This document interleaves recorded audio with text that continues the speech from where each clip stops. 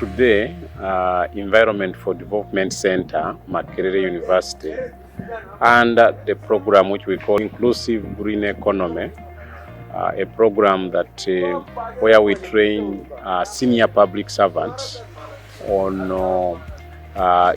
how to use policy instruments in influencing policies to ensure inclusive green economy. Issues related to what we came up with when we were in Dar es Salaam with other IGE fellows from other countries. I think there was Ethiopia, Kenya, Rwanda, and Tanzania. So we came up with went through what was called the problem tree analysis of the issues that are affecting climate smart agriculture. And when we came up with so many problems using the problem tree, and then when we did the ranking, ours came that the main issue was acceleration of climate smart agriculture for smallholder farmers. So we looked at what's really the issue which is delaying the acceleration of climate smart agriculture in our country. Climate smart agriculture is the way to go. It's not just an option, but a very, very important intervention that we need to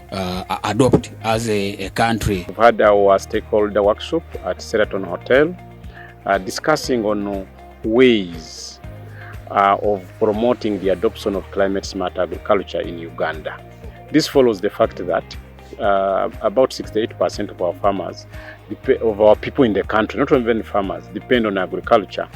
Agriculture is the backbone of the country. Our temperatures are changing. Drought cases, floods, and all that. The yields have reduced. On the side of MAIF and said, yes, we are going to have areas of substantial interventions in production including the CSAs, because we are looking at what we call resilient value chains that will increase production. We target increasing production across value chains by 40%. How do we do that? We have to have CSA approaches, and as a project we have a catalog of these CSA approaches. There are so many. We have about 13 thematic areas, and Naro, I didn't hear Naro has a compendium. Currently they are updating that. As a program we are going to scale up across all the 69 districts that we are working on. With the adoption of climate smart agriculture practices, we are able to achieve three things at once: increase productivity, increase resilience of the farmers, but also mitigate through reducing carbon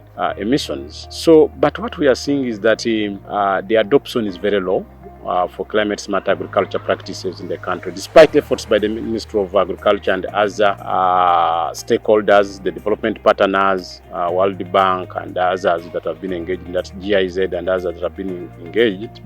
So we thought it wise that we should discuss. That's why we have mapped stakeholders. So we have people from the ministries, those are concerned with the policy, especially from the Ministry of Agriculture, Animal Industry and Fisheries, Ministry of Water and Environment.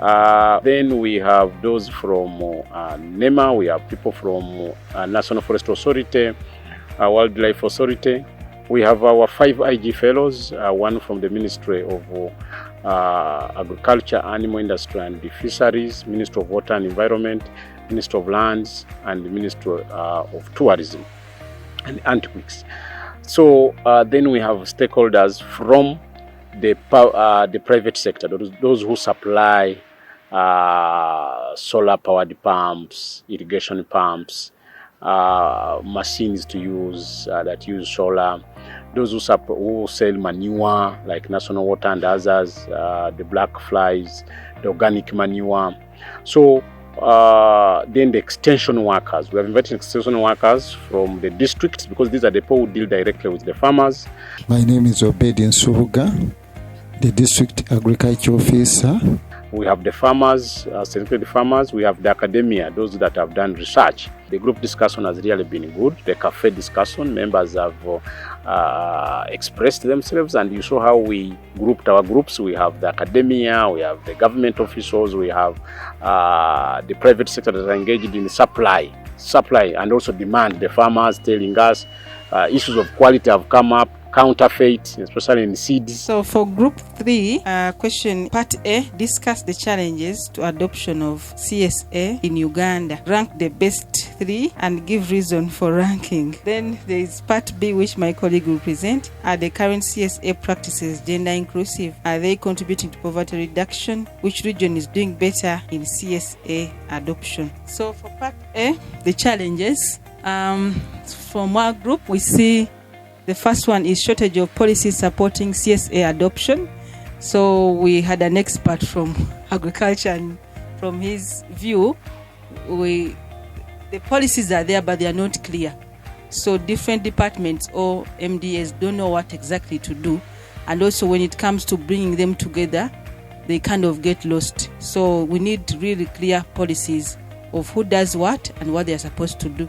It has been too informative. The take-home messages that I've picked, and possibly what colleagues have picked. If you implement CSA, 1, farmers can experience or register high production, but also productivity, which means the cost tries to go down against the output. It makes farmers become more resilient to shocks, more especially droughts and the scanty rains or unpredictable rains. But also, CSA plays a key role in reducing green gas emissions. These are things that we need to handle going forward. So I want to thank CIDA through the University of Gothenburg at Global Hub for having funded this stakeholder. And I also thank all the stakeholders. And my message to you, the public, is that we cannot run away from agriculture. And therefore, we need to do everything possible to protect our agriculture. We need food. We need money to pay fees for our children. We need to export like coffee. Coffee is also among those crops that are being affected by climate change. So one way to do this is by us embracing climate smart agriculture.